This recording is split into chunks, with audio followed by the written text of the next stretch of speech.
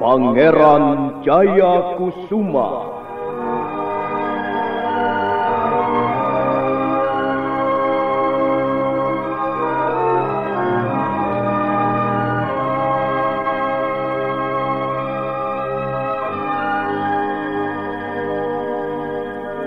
Sebuah serial drama radio yang dipersembahkan oleh Teater Sanggar Cerita dan Sanggar Prativi bekerja sama dengan PT Bayer Indonesia.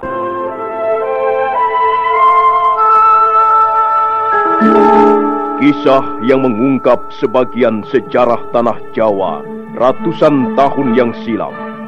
Kisah yang ditulis oleh Herman Pratikto kini muncul kembali dalam bentuk drama radio.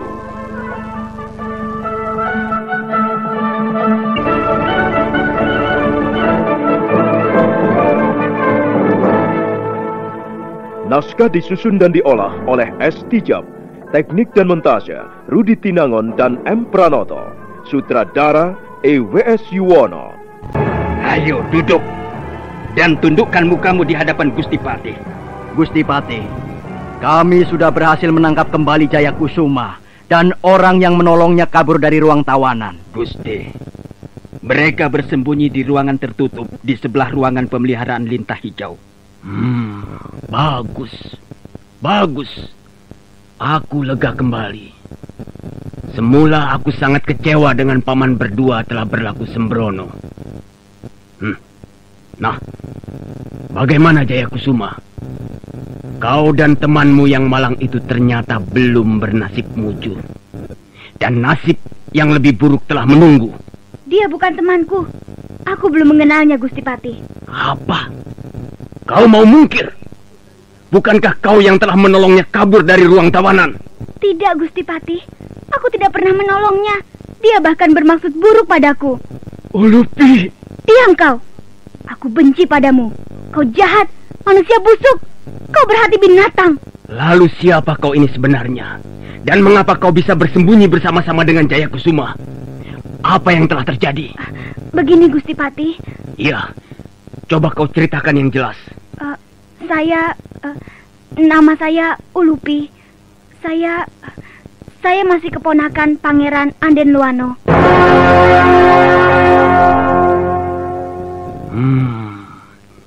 Jadi kau masih kerabat kerajaan Singgelo?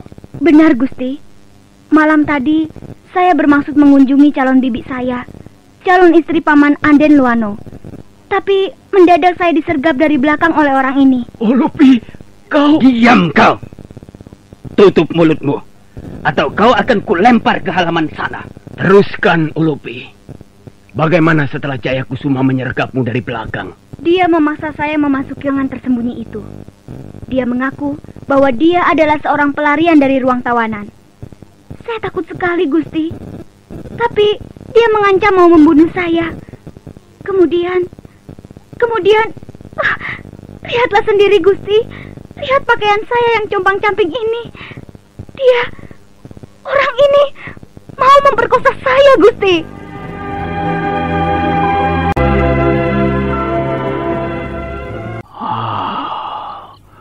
Ulupi.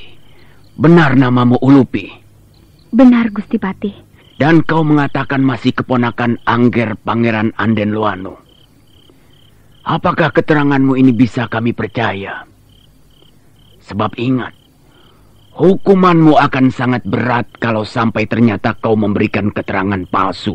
Kalau Gusti Patih tidak percaya, silakan memanggil Paman Luano kemari. Baiklah. Untuk sementara aku percaya keteranganmu. Ulupi. Ya, Gusti Patih. Tadi kau menceritakan secara garis besar peristiwa yang telah menimpa dirimu. Kau mengatakan bahwa kau telah disergap Jayakusuma dari belakang, lalu dibawa masuk ke ruangan tertutup. Dan di situ kau akan diperkosa. Bohong! Dusta! Ulupi, apa maksudmu? Mengapa kau melontarkan fitnah yang amat keji begini? Ini bukan fitnah, Gusti Patih. Apa yang saya ceritakan adalah keadaan yang sebenarnya. Fitnah? Ini fitnah! Kau kejam, Ulupi. Kau perempuan kejam, tak punya perasaan. Kaulah yang kejam. kau ingin mereguk tubuhku dengan paksa. Coba, kalau hal itu sampai terjadi, kalau aku tidak segera minta tolong, bukankah aku sudah kehilangan segala-galanya? Lupi, apa ini? Kau pintar mengarang cerita bohong. Hei, diam. Jangan banyak mulut. Kau tidak boleh bicara kalau Gusti Patih tidak mengajukan pertanyaan untukmu. Paman Gondosulo. Iya, Gusti Patih. Masukkan Jayakusuma kembali ke dalam tahanan. Untuk sementara, kita tunda dulu pemeriksaan atas perkara memalukan ini. Besok pagi kita lanjutkan lagi. Baik, Gusti Patih. Lalu, bagaimana dengan gadis Ulupi ini, Gusti? Dia tidak perlu ditahan. Tapi untuk sementara amankan dulu. Tempatkan saja di ruang dayang-dayang. Baik, Gusti Patih. Pangeran Jayakusuma. Tuan Putri memanggil hamba? Iya, Dayang. Aku mendengar suara orang hiruk-pikuk di luar sana. Apa yang telah terjadi? Oh, agaknya Tuan Putri belum mendengar ya. Semalam telah terjadi keributan. Ada seorang tawanan berusaha melarikan diri setelah berhasil mengelabui penjaga. Tawanan yang mana, Dayang? Tawanan itu, Tuan Putri. Tawanan yang bernama Jayakusuma itu telah melarikan diri lagi. Konon kabarnya Gusti Patih sangat murka sekali. Prajurit-prajurit dikerahkan untuk mencarinya. Ruangan dayang-dayang pun ikut jadi sasaran. Agaknya mereka tak ada yang berani memeriksa ruangan peraduanku. Lalu, bagaimana selanjutnya, Dayang? Apakah tawanan itu bisa kembali ditangkap? Oh ya, Tuan Putri. Tawanan itu ditangkap bersama dengan seorang gadis dalam ruangan tertutup. Apa? Bersama seorang gadis? Siapa? Hamba tidak tahu namanya, Tuan Putri. Tapi mengapa bersama seorang gadis, Dayang? Apakah gadis itu pacarnya atau... Bukan, Tuan Putri. Gadis itu bukan pacarnya. Menurut berita yang sempat hamba dengar, tawanan itu bermaksud memperkosanya.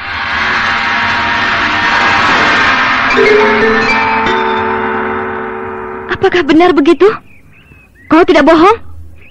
Apakah benar dia mau memperkosa gadis itu? Entahlah, Tuan Putri. Tapi, ya, begitulah yang hamba dengar. Dayang, di mana aku bisa menemui gadis itu? Tadi, pagi-pagi sekali mereka sudah digiring menuju pendopo, Tuan Putri. Katanya, Gusti Patih hendak memeriksa sekali lagi perkara itu. Ya. Kalau begitu antarkan aku ke sana, Dayang.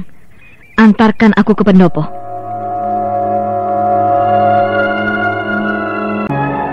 Kau harus mengakui kesalahanmu. Kau telah mencoba berbuat aib di istana ini. Kalau kau tidak mau mengaku, maka kau bisa dihukum mati, Jayakusuma. Patih Madu, kau tidak bisa memaksa aku untuk mengakui perbuatan yang tidak pernah kulakukan. Kau tidak bisa mungkir lagi. Dia inilah buktinya. Dialah saksinya. Gadis ini telah kau sergap dari belakang, lalu kau masukkan ke dalam ruangan tertutup. Kemudian, dengan nafsu binatangmu yang tidak terkendalikan itu, telah memaksamu merobek-robek pakaiannya. Untung gadis ini segera berteriak sebelum kehormatannya berhasil kau renggut. Kau tidak adil. Kau telah memihak padanya. Dan seluruh pernyataan dan pertanyaanmu serba menyudutkan aku. Jayakusuma, kalau aku berlaku tidak adil, tentulah aku sudah tidak mempunyai pengikut. Jadi kau menganggap dirimu bersih, suci dan bijak? Puh! Kau Patih Madu. Kau yang hidup dikelilingi begundal-begundalmu itu, bagiku tak lebih dari seekor serigala bermuka domba. Iya, kau manusia kotor. Jangan kotori udara ruangan ini dengan kata-katamu yang tidak mengandung kebenaran. Kau memang seorang pangeran. Kau putra Raja Majapahit yang megah dan perkasa. Tapi sifat dan perilakumu sangat rendah dan hina. Kau telah berani mencintai bibimu sendiri. Kau mengejar-ngejar bibimu tanpa tahu malu. Kau gandrungi dia setengah mati tanpa ingat tata kesopanan dan adat leluhur. Dan sekarang, apa yang telah kau lakukan? bagiku kau bukan lagi seorang pangeran. Sebab sebejat-bejatnya pangeran tidak akan sudi dia memperkosa kehormatan wanita. Patih Madu, aku tidak pernah memperkosa wanita. Ya, kau telah memperkosa. Itu fitnah, fitnah. Mau mungkir dengan cara apa lagi kau, hai pemerkosa? Patih Madu, kaulah sebenarnya tukang memperkosa yang tiada bandingannya di zaman ini. Kau telah memperkosa hak asasi rakyat Majapahit. Kau telah memperkosa hukum dan undang-undang negara yang kau ikut menandatanganinya. Kaulah sebenarnya biang keladi seluruh malapetaka di Majapahit. Kau sumber kerusuhan di mana-mana. Dan sekarang, dengar Patih Madu. Dan dengar kalian semuanya.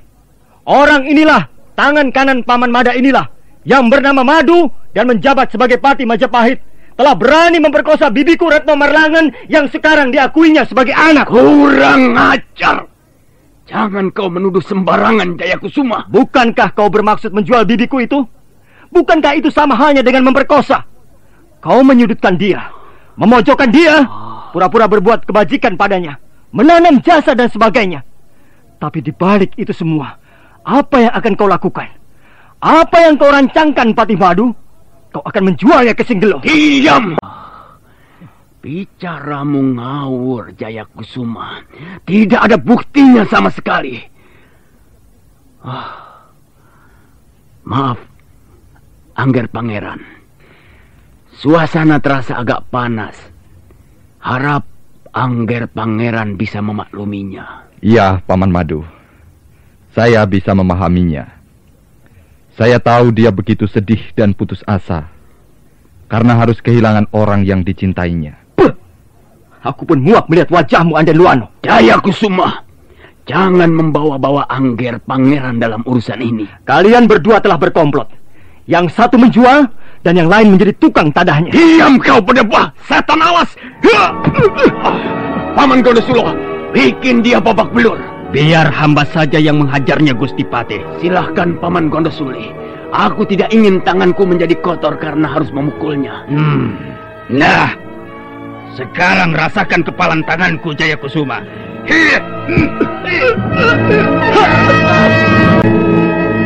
Bertubi-tubi kaki dan tangan ganda Suli melayang menghantam. Beberapa kali Pangeran Jayakusuma jatuh bergulingan ke lantai. Darah mulai memercik dari bibir dan sudut-sudut matanya. Pada saat itulah muncul Retno Marlangen. Hentikan! Hentikan pertarungan yang biadab ini!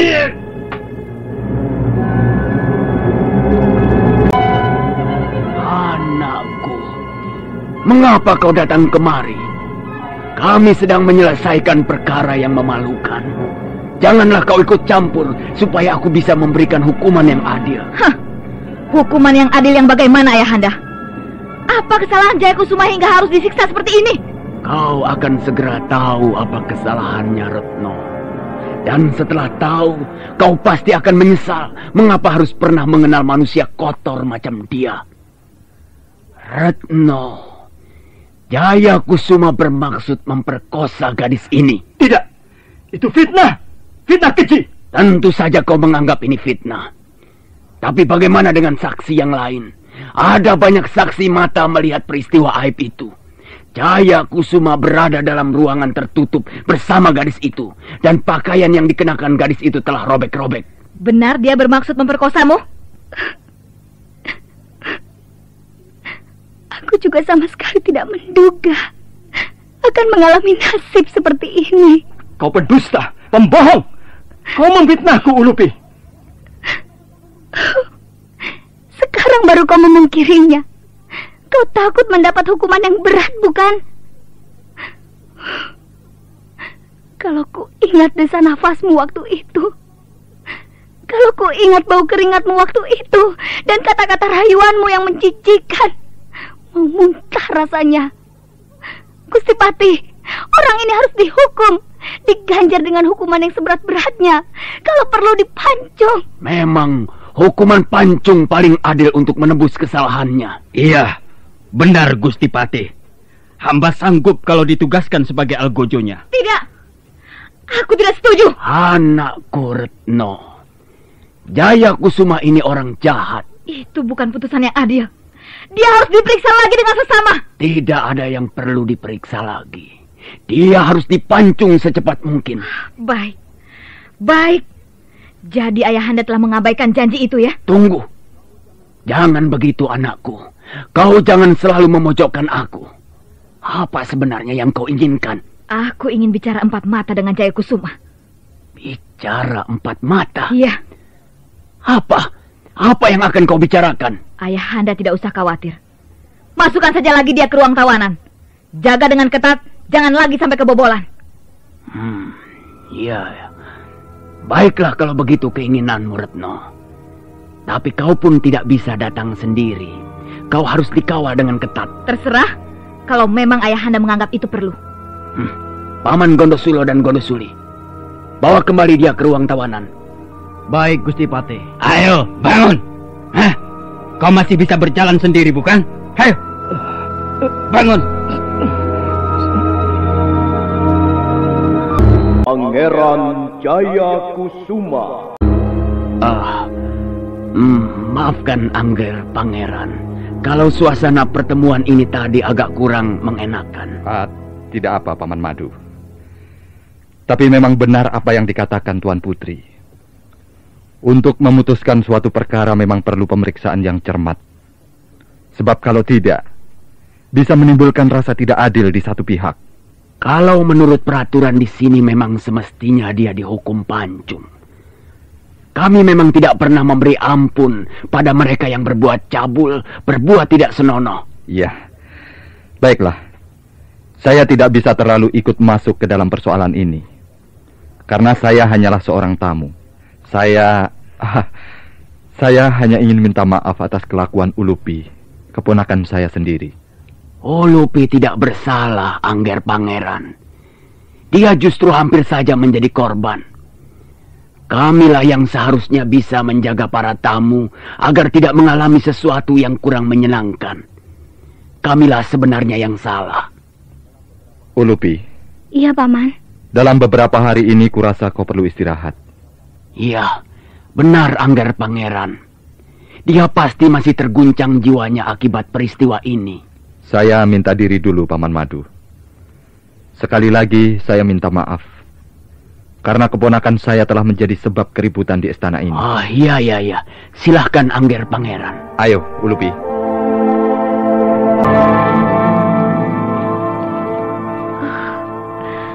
Kusuma, mengapa kau bisa jadi begini?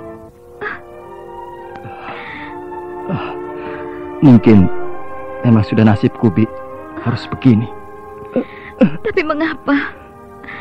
Mengapa hatimu harus menjadi gelap?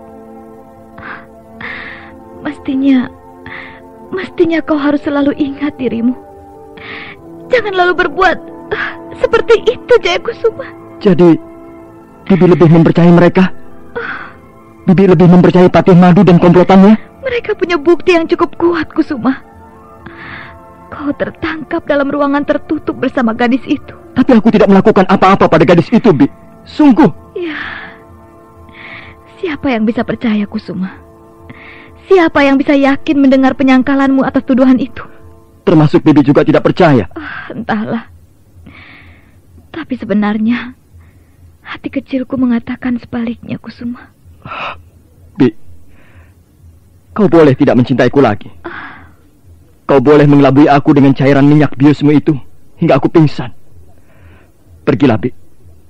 Pergilah sekarang juga ke Singgelo untuk mengikuti calon suamimu. Aku rela. Aku benar-benar rela. Tapi kumohon Bibi mau percaya padaku. Semua ini adalah rencana Ulupi sendiri. Rencana Ulupi sendiri? Dialah sebenarnya yang mencintai aku. Dialah sebenarnya yang mengejar-ngejar aku. Dia mencintaimu? Jadi kau pernah bertemu dengannya, Kusuma? Iya. Aku pernah menginap di rumahnya beberapa malam. Dia telah menolongku waktu aku terluka setelah pertempuran di ujung lorong rahasia. Aku hanyut di sungai yang deras, dan Ulupi menemukan aku terdampar di tepian sungai. Dia lalu membawaku pulang ke pondoknya. Iya. Sekarang persoalannya menjadi lebih jelas. Jadi sudah ada hubungan sebelumnya antara kau dan Ulupi? Bagiku hanya hubungan biasa saja, Bi. Aku tidak pernah tergerak untuk mencintainya. Bukankah Ulupi cukup cantik? Kukira hampir setiap laki-laki bisa jatuh cinta padanya. Tapi aku tidak, Bi. Aku tidak mencintainya. Dialah yang justru telah menumpahkan isi hatinya padaku. Bi, percayalah, di hatiku hanya ada Bibi. Baiklah, Kusuma. Memang agaknya jalan hidup kita berbeda.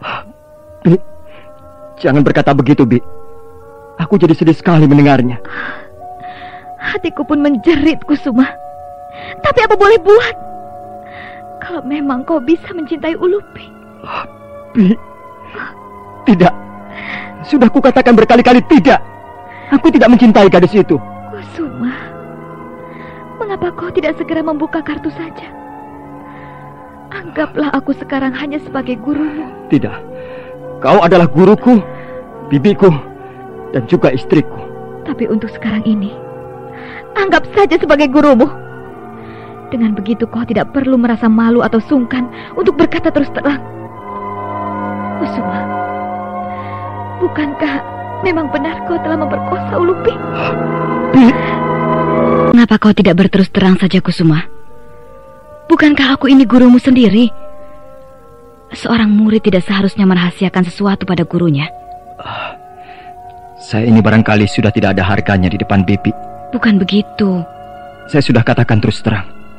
Tapi Bibi masih juga kurang percaya. Tapi kau tidak pernah mengatakan tentang Ulupi. Bukankah ternyata kau sudah mengenal sebelumnya? Kusuma, selama ini, entah berapa lamanya, kita hidup berjauhan. Aku tidak tahu apa saja yang kau lakukan. Aku juga tidak tahu apa yang Bibi lakukan. Ya, itulah susahnya. Tapi sungguh, Jaya Kusuma, aku tidak tahu mengapa kau bisa berada dalam ruangan tertutup bersama Ulupi. Dia telah menjebak aku, Bi. Dia datang pura-pura ingin membebaskan aku. Tapi sebenarnya dia punya maksud lain. Dia ingin menjebakku. Dia begitu marah dan kesal ketika aku menolak keinginannya untuk bercumbu rayu. Dia seorang wanita, Kusuma. Mana mungkin dia berbuat sekeji itu? Memang, dia seorang wanita. Wanita yang berhati jahat. Dia tidak seperti Bibi. Karena itu aku tak mungkin mencintainya. Sudahlah, Kusuma. Tak ada habisnya kita bicarakan soal ini. Jadi bagaimana, Bi? Bibi masih tidak mau percaya padaku? Kusuma. Apakah Bibi sudah tidak bisa percaya padaku lagi? Kau tahu kan, jiwamu terancam. Dan aku akan berbuat sesuatu untuk keselamatanmu, Kusuma. Tidak usah, Bi. Tidak usah. Biar saja Patih Madu memancung kepalaku. Biar saja aku mati di mata pedang Algojo. Lebih baik mati daripada hidup tanpa kepercayaan. Kusuma, aku tidak bisa lama-lama di sini. Iya, pergilah. Pergilah, Bi. Bibi memang sudah tidak membutuhkan aku lagi. Kusuma. Biarlah aku tinggal sendiri di sini. Bibi memang sudah menjadi putri pingitan. Karena itu tidak sepantasnya lama-lama di tempat seperti ini. Ini tempat kotor. Ini tempat sampah. Tempat orang-orang buangan. Tempat manusia terkutuk. Manusia rendah dan hina. Tempat pemerkosa.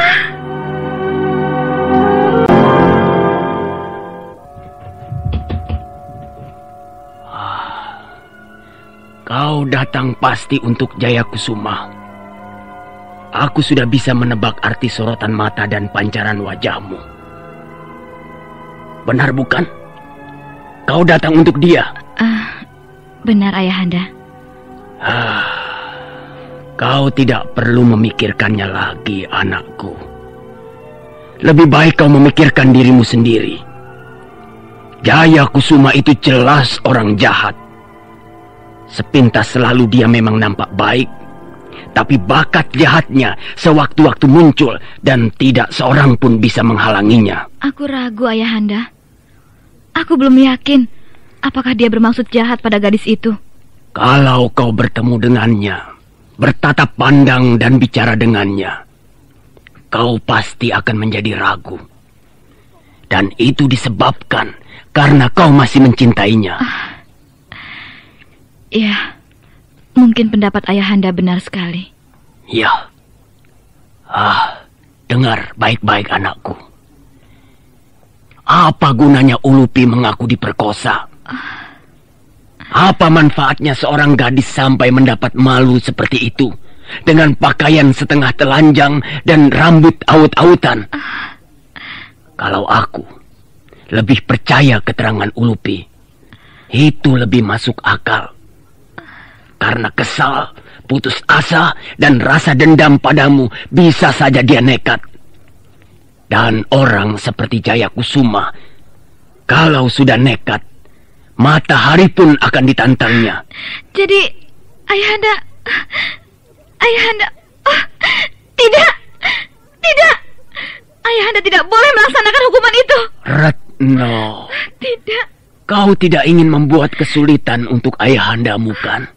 Tapi Ayahanda bisa menggantikan dengan hukuman lain. Agaknya kau masih berat kehilangan Jayakusuma. Tapi justru itulah, mau atau tidak mau kau harus kehilangan bekas kekasihmu itu. Jangan, Ayahanda. Kumohon jangan bunuh dia. Berilah dia kesempatan sekali lagi. Retno, walaupun istana Bukit Bunga ini adalah milikku dan aku yang berkuasa di sini, tapi aku tidak bisa berbuat semau-mauku. Kalau Jayakusuma harus dipancung kepalanya oleh Algojo, itu karena dia telah berbuat kesalahan berat. Tapi bukankah sebenarnya Ayahanda bisa mencabut hukuman itu? Kalau Ayahanda mau, Ayahanda pasti bisa. Pasti bisa. Ya, kecuali Ayahanda memang menginginkan kematian Jayakusuma. Itu lain soal. Tapi kalau Ayahanda mau, Ayahanda bisa mencabut hukuman mati itu. Nah, saudara pendengar, bagaimanakah kisah selanjutnya? Silakan menunggu kelanjutan kisah Pangeran Jayakusuma ini pada episode berikutnya, yang dipersembahkan oleh Revagan, tablet anti flu buatan Bayer, manjur dan cepat kerjanya. Sampai jumpa.